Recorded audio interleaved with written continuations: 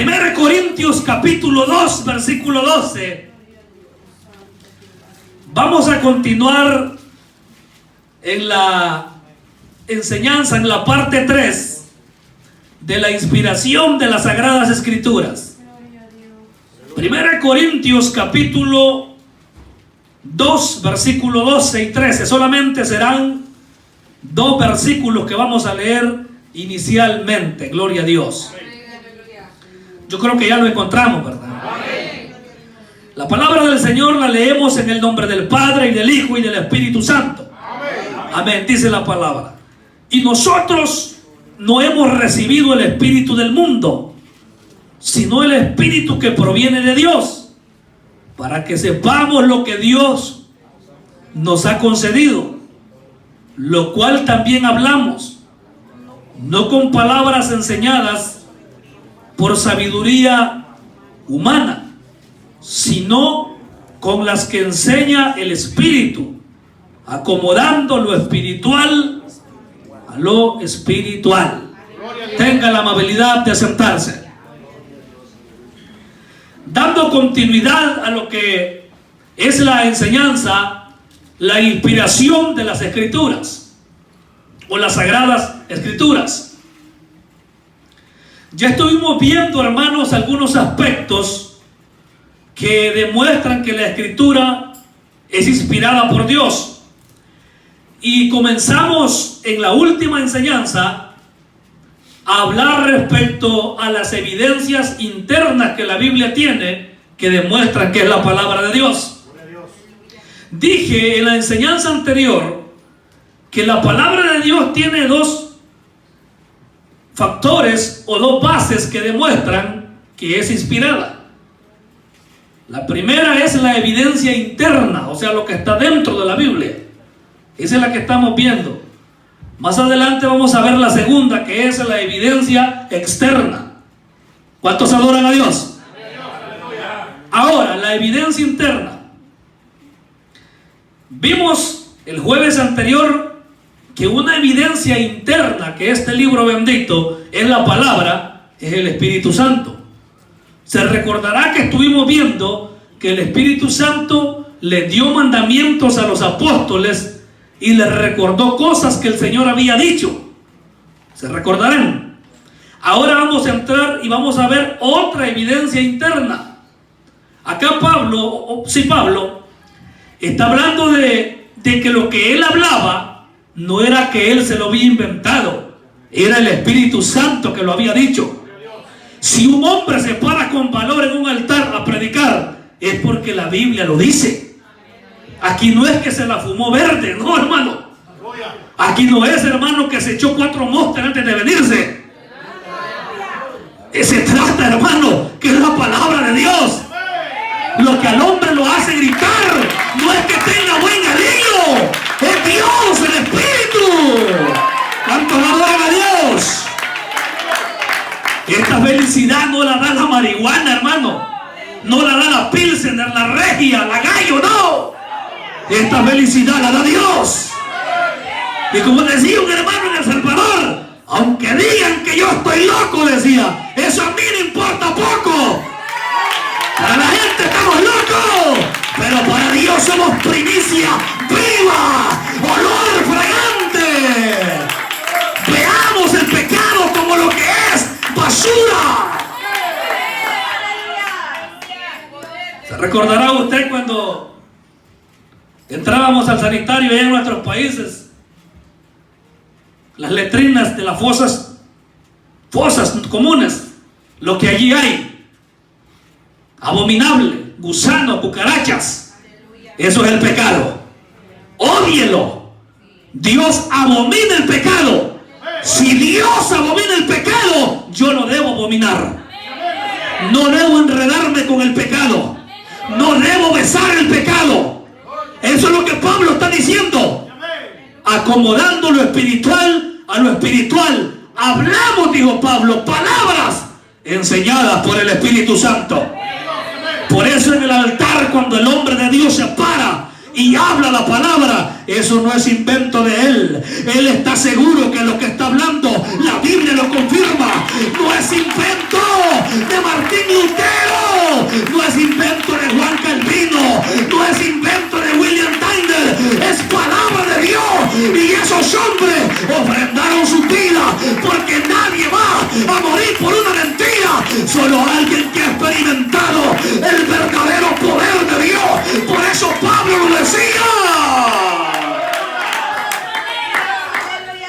La Biblia es infalible. La palabra infalible significa que no tiene errores.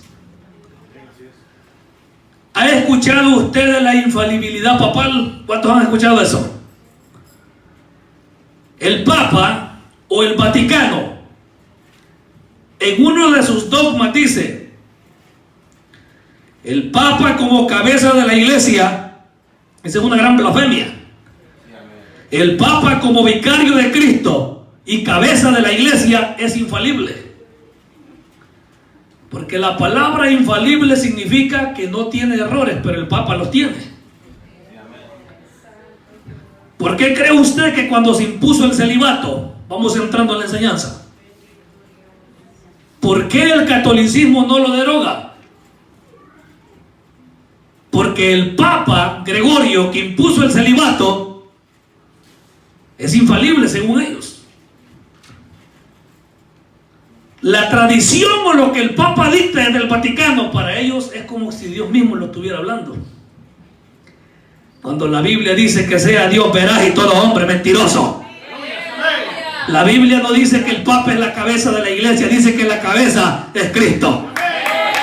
Por eso el verdadero cristiano no se puede meter al ecumenismo. ¿Por qué mencioné eso? Porque se apoderan de una palabra que es infalible, que solamente es para la Biblia. La palabra infalible es que la Biblia en su mensaje no contiene errores. Eso significa la palabra infalible, y se lo voy a demostrar con la Biblia, porque estamos hablando de evidencias internas. Segunda de Samuel o segundo libro de Samuel, capítulo 7, gloria a Dios. Le damos la gloria a Dios. Segundo libro de Samuel, capítulo 7, versículo 28, encontramos esta afirmación. Dice: ahora pues, Jehová Dios, tú eres Dios. Aquí está lo que le quiero decir. Y tus palabras son verdad. La palabra que viene del dicho de Jehová, hasta allí déjalo. La palabra que proviene de Dios es verdad. Yo no debo andar dudando, porque la Escritura dice que el sol se detuvo en Gabaón y la luna en el valle de Ajalón. Él es Dios, y así quedó, y es Dios. Ahora le voy a explicar algo.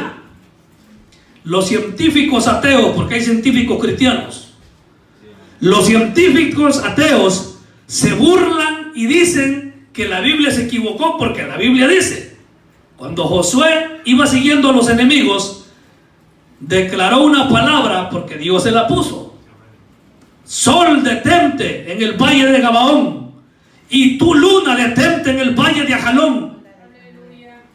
Científicamente, el sol no se puede detener, científicamente. Pero recuerda el versículo que le leí en un principio: acomodando lo espiritual a lo espiritual. Y allí, hermanos, la Biblia confirma que se detuvo el sol y la luna. Y muchos, aún el catolicismo, daba por sentado que la tierra, que el sol giraba alrededor de la tierra. ¿Por qué cree que Galileo Galilei fue llevado a la muerte por orden del catolicismo? Porque él dijo que la tierra giraba alrededor del sol, y así es. Científicamente, usted ve que el sol sale, bueno, aquí yo no sé ni por dónde sale cuando acuerdo y hasta el sol. Bueno, en nuestros países sale, digamos, aquí estamos en la zona de Usulután, sale aquí en Oriente y se oculta en Occidente. Todas las civilizaciones pensaron que el sol daba vuelta en la tierra, y es falso. Es la tierra la que da la vuelta. Existe el movimiento de rotación y el movimiento de traslación. Eso lo enseñaron como en el 5º grado. Todavía me recuerdo. Ese movimiento, hermanos, de traslación Es cada 24 horas y le trae rotación. Uno, la Tierra gira alrededor del Sol 365 días y vuelve al mismo centro. Ahora, cada 24 horas la Tierra gira alrededor del Sol. Pero ¿qué podemos decir? Josué pensaba que que la Tierra estaba en el centro y que el Sol giraba alrededor. Por eso Josué dijo eso. Josué dijo que se detenga el Sol y se detuvo. Si Josué hubiera sabido, si hubiera tenido telescopio y la ciencia que ahora hay, Josué hubiera dicho que se detenga la Tierra. ¿Me entienden, hermano? A la Biblia no le vamos a buscar errores porque la palabra es la palabra. Dios detuvo la Tierra. Amén, hermano. Cuando aquel rey le pedía a Dios quisiera retroceder el sol o que lo quisiera adelantar, Dios lo hizo. Dios hizo todo porque Él dice en la Biblia que con 3 polvos, con 3 dedos, junta el polvo de la tierra. Y si Dios hace eso, ¿quién es usted? ¿Quién soy yo para contradecirlo? ¿Quién es un pobre hombre miserable? Una pobre mujer atea, un pobre desventurado, miserable, desnudo, que trate de alterar lo que Dios ha dicho. Él es Dios y sus palabras son verdad, como el versículo que leímos. Leamos otro versículo más. Juan capítulo 17, versículo 17. Adoramos el nombre del Señor. Juan 17, 17. Oiga cómo dice: santifícalos en tu verdad, tu palabra es verdad. Le voy a dar un consejo a usted que le gusta andar viendo locos en YouTube. Filósofos, ateos, tenga cuidado, hermano. Existe un montón de hijos del diablo que pasan, hermanos, buscando errores en la Biblia. En la Biblia no hay errores. ¿Sabe qué tienen eso? Lo que la Biblia dice, que tienen espíritu de estupor, así dice la Biblia, que se les cegó el entendimiento y no van a entender. Mire, yo he visto grandes predicadores que fueron defensores de la sana doctrina, ahora son apóstatas, negando verdades de la Biblia, diciendo de ciertos versículos de la Biblia que eso no existe. Hermano, qué vergüenza. Pero le voy a decir algo: aunque todos se tuerzan más que los cabos de una cabra, usted permanezca en lo que ha creído. Y yo voy a seguir creyendo. Yo voy a seguir manteniéndome en el evangelio que me enseñaron, de que la Biblia no tiene errores. La Biblia es infalible. Su palabra es verdad. ¿Cuántos adoran al Señor?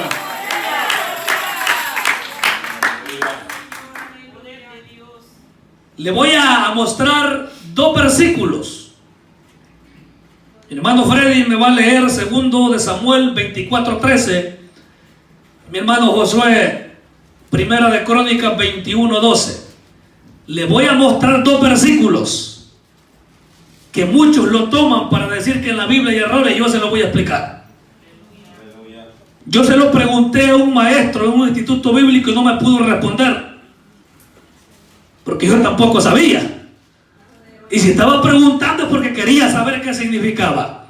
Mi hermano lee 2 de Samuel 24:13. Vino pues Gad a David y se lo hizo saber y le dijo: ¿quieres que te vengan 7 años de hambre? Ahí, deténgase, subraya esa palabra, 7 años de hambre. Siga leyendo. 7 años de hambre en tu tierra, o que huyas 3 meses delante de tus enemigos y que ellos te persigan, o que 3 días haya peste en tu tierra. Piensa ahora y mira qué responderé al que me ha enviado. Amén. 7 años de hambre en tu tierra. David había pecado, censando el pueblo, pero le voy a explicar. No quiero mencionar eso. Quiero mencionar lo siguiente.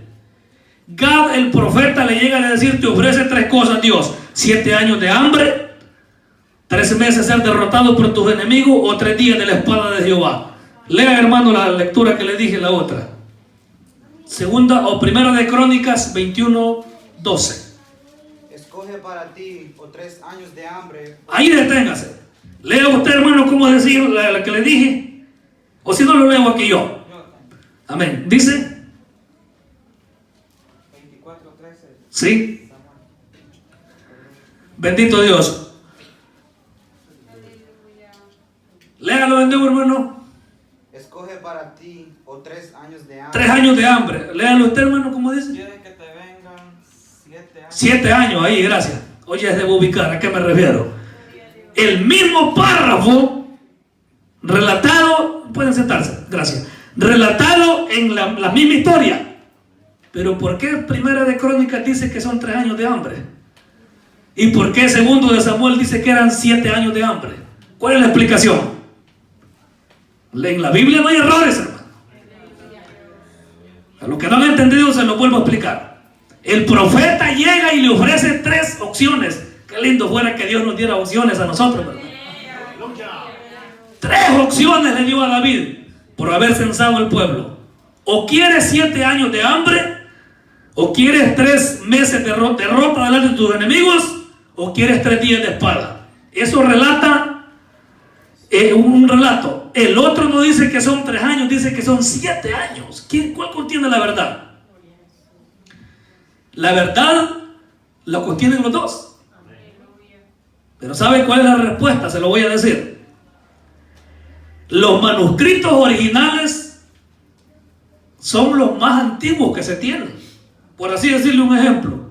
Digamos que mi hermano Gerson es el apóstol Pablo. Le voy a poner un ejemplo. Y él escribió Primera de Corintios. La carta original que Pablo escribió de Primera de Corintios nadie la tiene. La carta circuló, pero los copistas que copiaban, digamos, en el año 300, mi hermano Manuelito era un copista. Él cometió un error. Lo que él escribió, que fue palabra de Dios, fue correcta, pero el copista se equivocó en la traducción. Por eso es que hay versiones que la primera lectura que mi hermano leyó no le ponen 7 años de hambre ya. Le ponen 3 años de hambre, así como está en Primera de Crónicas. ¿Por qué concluyeron que eran 3 años de hambre y no 7? Por la sencilla razón que los otros 2 juicios llevaban el 3. Por eso los copistas llegaron a la conclusión que ese número 7 que tradujo la Reina Valera en 1960 es un error. No el contenido de la Biblia, los que la tradujeron. ¿Me entiende? Lo que originalmente se escribió como 3 años de hambre. Pero vino el copista y estaba escribiendo. El copista eran los que a mano hacían todo. Y le pusieron 7 años de hambre. No sé si me entendió, hermano. Pero en el contenido original, la Biblia no tiene errores. ¿Cuántos lo saben? Le muestro eso porque en la Biblia no hay errores. Amén, hermano. Todo lo que los profetas dijeron del Señor se cumplió. Ninguno de sus huesos dice va a ser quebrantado. Así fue. Cuando llegó el soldado con un mazo, comenzó a quebrar piernas, hermanos, de los que estaban ahí. Le dio un golpe, el primero lo quebró, le pegó al otro, lo quebró, y cuando llegaron donde el Señor ya estaba muerto, porque la profecía decía que ningún hueso iba a ser quebrantado. Oh, gloria a Dios, porque la Biblia se cumple. El Señor es fiel. El hombre puede hablar lo que quiera, el científico puede decir lo que quiera, pero lo que la Biblia ha establecido es algo infalible. Por eso hay que creer hasta morir, si es posible, por la fe, porque lo que la Biblia estipula es palabra de Dios, y eso nadie lo puede quitar ni negar a su nombre.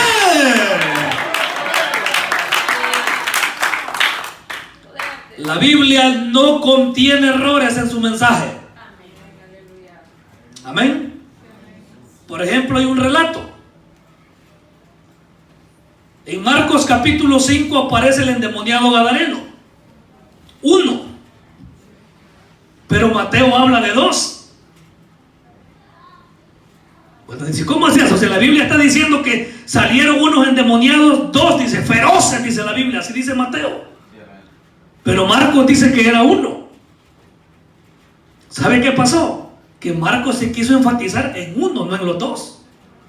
Y el que Mateo diga que son dos endemoniados, así fueron, dos fueron. Y si la Biblia lo dice, así es. No tratemos de ponerle cabos ni cola. La Biblia es la Biblia. Adoramos al Señor. Porque es así. Cada versículo tiene su explicación.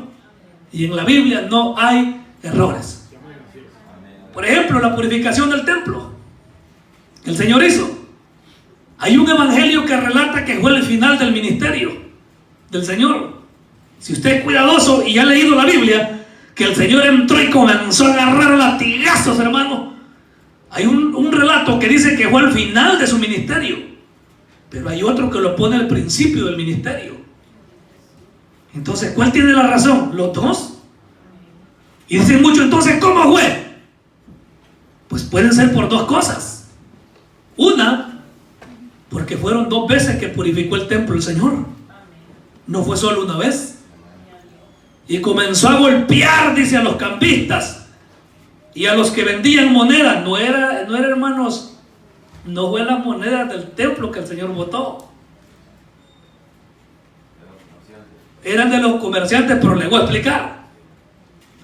Los israelitas que venían de todo el mundo, conocidos pues en aquel entonces, y iban a la fiesta, ellos tenían que comprar monedas, como cuando mandaban dólares de aquí, la gente iba a las casas de cambio en El Salvador. Ahí estaban, yo me recuerdo apenas, hermano, se compra dólar americano a 8.50 de Colón. Y por último, finado Paco Flores lo dejó 8.75. Entonces, ese cambio, la gente cuando llegaba al templo y quería ofrecer ofrenda, el dinero del templo era sagrado. Venían los cambistas y cuando alguien llegaba con dinero de Roma o de cualquier país y quería cambiarlo, no lo vendían al precio que era, no que lo vendían exageradamente. Era una, hermanos, una maldad, una avaricia, y el Señor aborreció eso. Y los animales que vendían eran animales dañados, quebrados, ciegos. Por eso es que a Dios se le da lo mejor, hermano. Cuando llegaban, hermanos, y el Señor abominó eso, pues la gente no podía traer animales desde África, desde España, hermanos, desde los lugares desérticos, no podían llevar, allí los vendían en el templo. El Señor no se opuso a la venta de animales, a lo que se opuso era el mal uso que le estaban dando a la venta de animales. Y por eso volcó las mesas de los cambistas. La misma palabra dice cambistas. El dinero que llevaban lo cambiaban. Y Dios abominó eso. Entonces, sea que se haya ganado un principio, al final es palabra de Dios. Amén, hermano. Palabra de Dios, y eso nadie lo va a negar. En Mateo 4:4 dice que no solo de pan vivirá el hombre, sino de toda palabra que sale de la boca de Dios. Porque lo que sale de la boca de Dios es vida. Amén, hermano. Es vida y salvación. Otra evidencia interna de la Biblia es que la Biblia es indestructible. ¿Cuánto lo sabe? Jeremías capítulo 36. Profeta Jeremías. Gloria a Dios. Jeremías capítulo 36.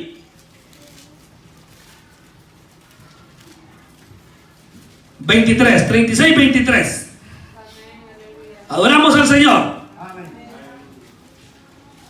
Dice la Biblia: cuando Jehudí había leído 3 o 4 planas, lo rasgó el rey con un cortaplumas de escriba y lo echó en el fuego que había en el brasero, hasta que todo el rollo se consumió sobre el fuego que en el brasero había. ¿Qué hizo el rey, el malvado rey Joacín? Quemar el rollo que Jeremías le mandaba.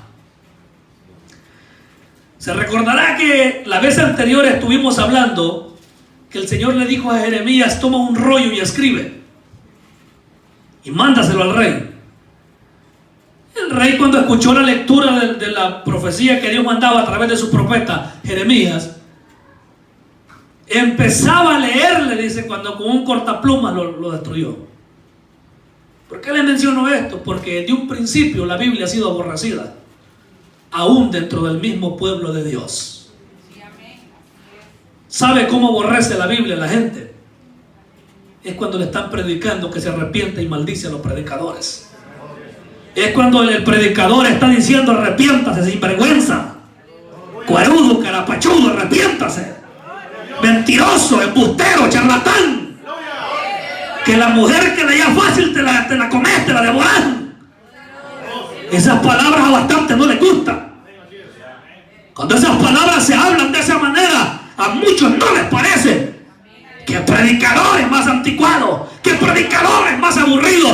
Pues ahí está el cura romano que te dé la hostia. Pero la verdadera palabra no se puede callar. Y no sea como el rey, no seamos como el rey que se oponía al mensaje sólido, a la palabra viva. Porque cuando la palabra viene fuerte es para que nos volvamos hacia Él, para que le pidamos perdón. Oiga, pero aunque muchos se levanten tratando de destruir la Biblia no puede ser destruida. Dios siempre se encarga de permanecer ese libro, que ese libro esté vivo para nuestra ayuda. ¿Cuántos aman la Biblia? ¿Cuántos aprecian la Biblia? Oiga, tiene que llorar ante la Biblia. Tenemos que estremecernos ante la Biblia.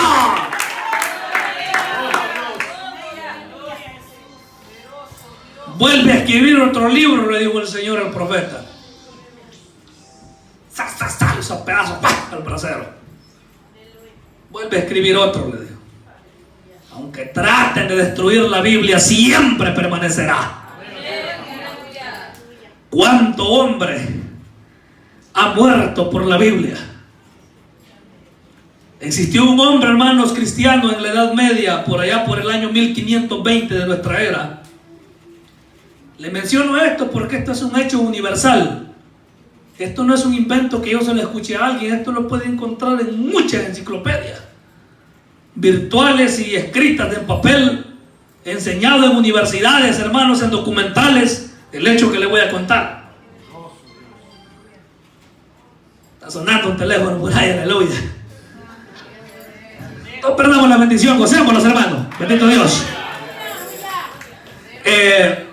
Es un hecho, hermanos, universal lo que le voy a comentar. Este hombre llamado William Tyndale era un fervoroso estudioso de las Escrituras.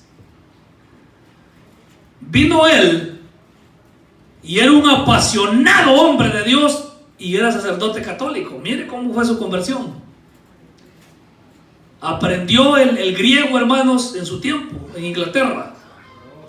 Estando, hermanos, en ese país, él quería traducir la Biblia al inglés. Porque la Biblia solamente se encontraba escrita en latín. Escuche bien, estaba escrita en latín. Solamente la tenían los sacerdotes. Nadie podía leer la Biblia, solo ellos. Y una de las frases que él tenía era: llegará un tiempo que hasta el que anda un arado va a leer la Biblia. Esa es la frase que él tenía. Y este hombre, según la historia, se fue hasta Londres a buscar a uno de los principales para que le diera autorización de traducir la Biblia al idioma inglés. Él quería traducir únicamente el Nuevo Testamento y lo logró. Pero oiga, lo que le quiero comentar de este hombre: no le dieron autorización y lo amenazaron con quemarlo vivo. Hermanos, amenazaron con quemarlo si él traducía la Biblia, porque según uno de los dogmas del catolicismo, lo que le decía hace un rato, es que el Papa es infalible.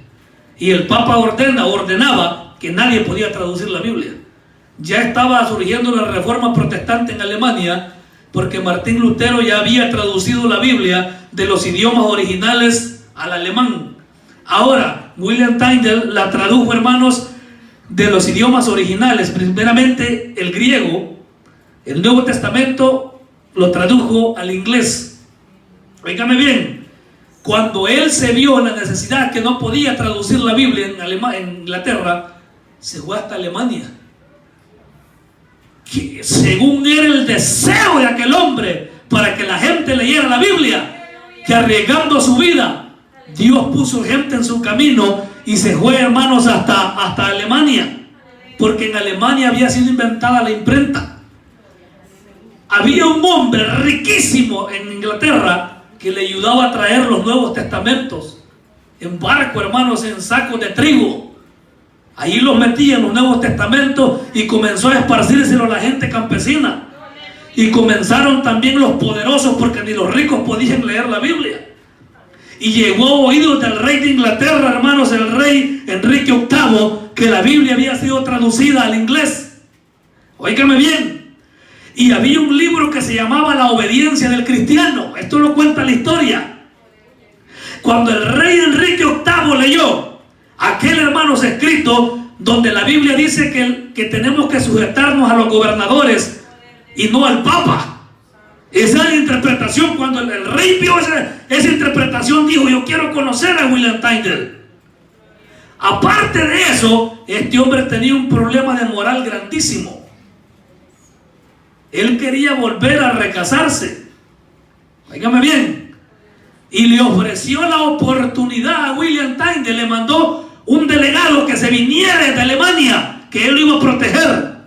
¿Por qué? Alguien puede decir: bueno, ¿cómo es eso? Que el mismo rey que gobernaba ofrecía protección. Sí, porque usted ni se imagina cómo el catolicismo dominaba en aquel tiempo. Si enviaban una bula papal, un escrito del Papa y sellado por el anillo del Papa, y el Papa lo mandaba al Parlamento, el Parlamento destronaba al rey. Quien gobernaba Europa era el Papa Clemente VII en ese tiempo. Óigame bien, hermano. Cuando llegó, hermanos, ese escrito, él no quiso, porque el rey quería que William Tyndale aprobara el recasamiento que él tenía. Porque el rey se había casado con una viuda, la mujer del hermano de él fallecido, y la mujer no le podía dar hijos. Y él tenía una mujer con la que se quería casar para tener hijos, para dejarlo como rey, y lo logró. Pero William Tyndale no lo aprobó. Porque el rey le dijo: vente para Inglaterra y yo te prometo protección, pero habla, tú eres la voz. Y él dijo: no, permíteme que la Biblia sea leída en toda Inglaterra, pero yo no voy a aprobar lo que Dios no aprueba. Esa fue la palabra que William Tyndale le dijo. Oiga, qué tremendo. Y el rey se enojó contra él y lo mandaron a capturar. Un amigo lo traicionó. Lo vendió. Hermanos, no es extrañable que alguien te traicione. No es extrañable que el que come en tu plato, allí que está sonriendo, dándote los besitos, más adelante te está hartando. Eso no es de extrañarse, amén, hermano. Fue vendido y fue traído, fue llevado hasta Bélgica, donde William Tyndale, la última oración, ¿sabe qué fue lo último que dijo? Cuando estaba en la hoguera, le pusieron la madera donde iba a ser, hermanos, quemado, ahí la hojarasca. Murió por estrangulación y después fue quemado. Cuando le pusieron la soga aquí y lo iban a jalar, dicen que dio un grito y dijo: Señor, abre los ojos del rey de Inglaterra. Esa fue la palabra que él dio. Cuando fue estrangulado y fue quemado vivo, hermanos, a los 3-4 años adelante, el rey recapacitó, hermanos, y rompió nexos con la iglesia católica. Óigame bien, hermano. Y nació lo que fue la iglesia anglicana. Y en sus dogmas él estableció que la cabeza de la iglesia no era el Papa, sino Cristo. Y déle gloria y honra al Señor. Bendito Dios. Luego después, el soberano de Inglaterra quedó como gobernador de la iglesia. ¿Sabía usted que el jefe supremo de la iglesia anglicana es la reina Isabel II? Ella es. Ellos no reconocen al Papa como jefe. La iglesia anglicana que surgió en Inglaterra en el siglo XVI. Por eso es que ellos no le rinden obediencia al Papa. O sea, su liturgia es bastante similar a la del catolicismo, pero no son católicos, lo que es la iglesia anglicana. Ahora le menciono esto porque la Biblia es indestructible. ¿Qué aprendemos de esto? Cuando Lutero tradujo la Biblia al alemán, Alemania se apartó del catolicismo hasta este día. Cuando William Tyndale tradujo la Biblia de los idiomas originales al inglés, Inglaterra se apartó del catolicismo y subsiguiente trajeron la Biblia aquí a Estados Unidos. Luego surgieron los movimientos puritanos, hermanos, las iglesias de avivamiento, surgieron, hermanos, las iglesias bautistas, y hoy de último, hermanos, surgió, hermanos, el movimiento pentecostés en la calle Azusa en California, cuando Dios restauró los dones del Espíritu Santo, y aquí estamos nosotros, amén. Nosotros somos ese resultado, que Dios fue transformando la iglesia y la hizo volver a la Escritura, porque la Biblia es indestructible. ¿Cuánto lo sabe? Nadie puede destruir la Biblia. La pueden quemar a montones, pero Dios siempre la guardará, porque es imposible, aunque pasen el cielo y la tierra, pero su palabra siempre permanecerá. Por eso hagamos viva esta Biblia en nuestra vida. ¿Cuánto estaríamos dispuestos a ofrendar nuestra vida por esta Biblia? Le aseguro que al entrar un encapuchado ahí con un R15, lo primero que hacen bastante es persinarse, hermano. Algunas van a abrir las carteras buscando las colitrajas y o las ansiolíticas. La iglesia actual no estamos preparados para una persecución. Con una cosita pequeña los andamos muriendo. Con una mala mirada no queremos venir a la iglesia. Con un señalamiento dice el rebelde que se quiere hartar pecado. Cuando estés bien quebrado en una cárcel vas a estar llorando. Amén, hermano. Es que esa iglesia no es a mi medida, dice.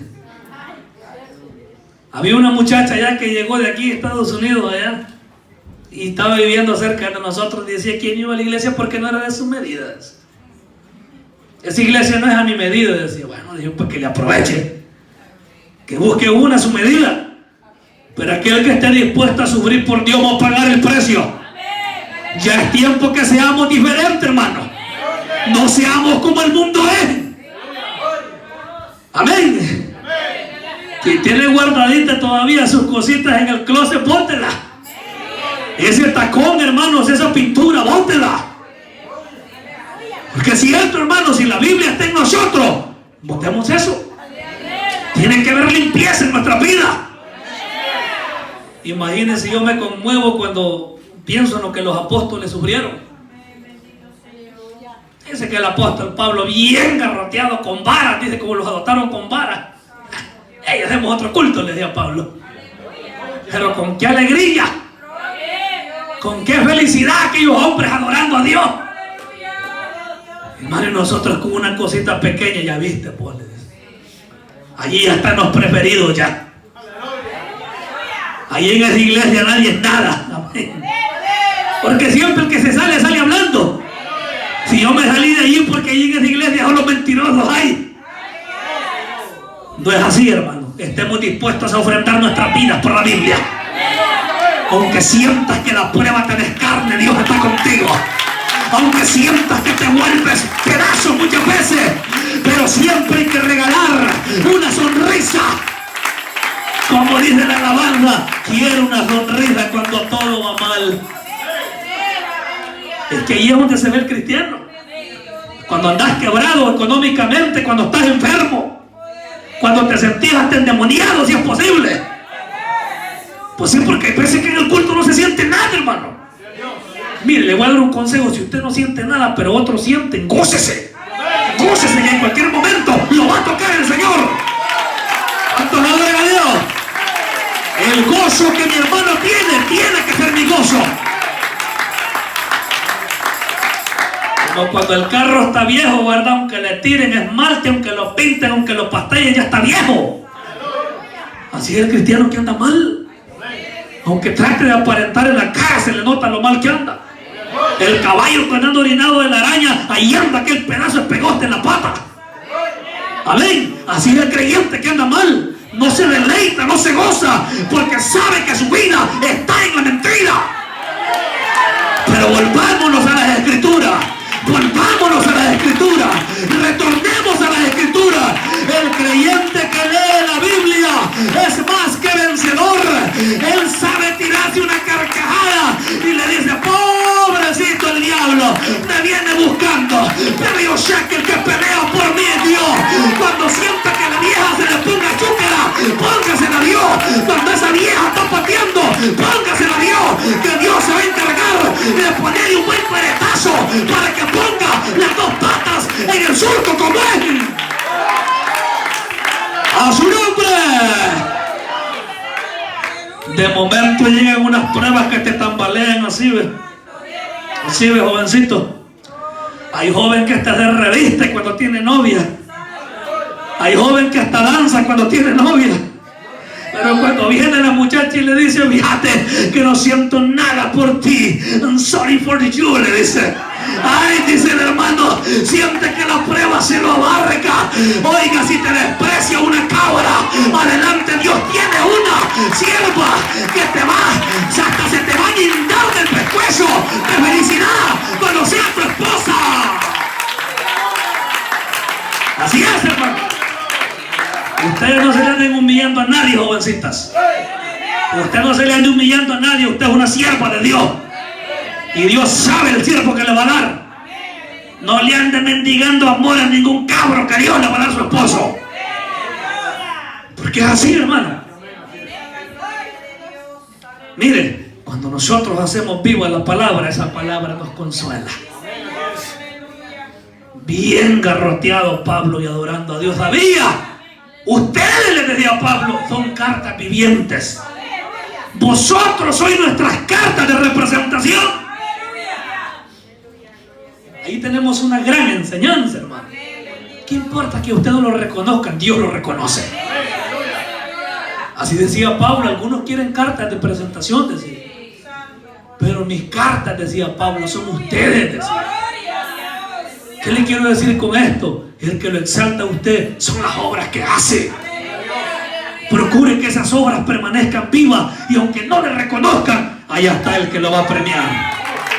Allá está el que le va a decir: ven, buen siervo fiel, en lo poco me fuiste fiel, en lo mucho te pondré. Hagamos viva esta palabra. Inspirémonos en la Escritura. En Hebreos 4:12 dice que la palabra de Dios es viva y eficaz, más cortante que toda espada de 2 filos. La palabra tiene capacidad de matarte a ti y de matarme a mí. Amén, hermano. Sientes aquella confrontación, sentimos aquel golpe, aquel leñazo que nos cae. ¿Sabe por qué? Porque Dios nos ama. Amén. Yo me recuerdo que cuando curábamos un caballo allá, o alguna yegua, o algún chivo, hermano, era un problema grande. Había que trincarlo al suelo y se le aplicaba, se le echaba detergente, lejía, hermano, que el animal se retorcía porque le dolía. Así nos duele cuando nos cae la palabra. Porque es que la palabra tiene capacidad de cortar y de matar. Mata al viejo hombre. Mata a aquel hermano chambroso que parece mujer falta tuviera. Lo mata la palabra. Aquel que es alcanzativo, hermano. Aquella hermana que es alcanzativa, que del aire como el lagarto que se pone en la chorrera a aventar tapazos a los chacalines que vuelan. A ver, los camarones saltan así, mire, como que vuelan allá. Así muchos. Pero esa palabra, si te pega, es porque Dios te ama. Es porque Dios me ama. Por eso Dios nos ama. Porque la palabra tiene capacidad de herirnos y de matarnos. Esa es otra evidencia interna que la Biblia es la palabra de Dios. Nos mata y nos da vida. Hiere, hermano.